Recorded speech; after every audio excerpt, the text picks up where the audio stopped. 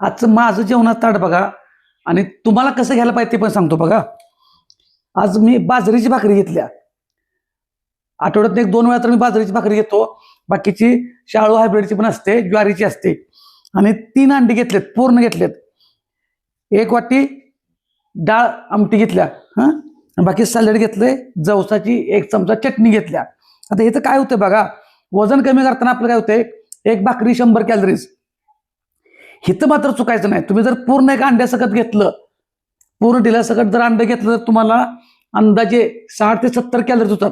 मग 3 अंडी जर पूर्ण खाल्ली, प्रोटीन मिळतंय. तरी पण 3 अंडी जर पूर्ण घेतली तर अंदाजे ह्याच्यातून 200 ते 210च्या आसपास आपल्याला कॅलरीज मिळणार आहेत. म्हणजे इथं कॅलरीज वाढल्या बघा, ह्या 210 कॅलरीज, ह्या 100 म्हणजे 300 कॅलरीज इथं.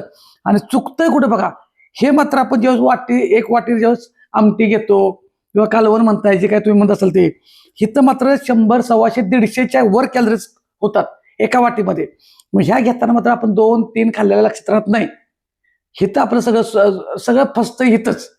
त्यामुळे लक्षात घ्यायचं, कमी आमटी घेऊन अंड्याचं डील नको, सॅलड भरपूर घ्या, भाकरी घ्या. इथं कोबी किंवा तुमचा दुधी भोपळा, कमी कॅलरीची भाजी इथं घ्यायची आहे. वेट लॉससाठी सांगतोय.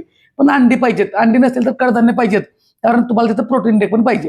हे साधं गणित आहे, सोपं गणित आहे, लक्षात ठेवा. सुरुवात वेट लॉसवाल्यांनी करताना सॅलड पासून करायची, म्हणजे अर्ध ताट तुमचं सॅलडमध्ये असावं.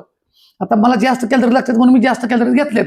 माझ्याबरोबर वेट लॉस वाटल्याने तुलना लगेच करू नका. तुम्हाला सांगितलं तुमच्या ताटात कसं असावं. धन्यवाद.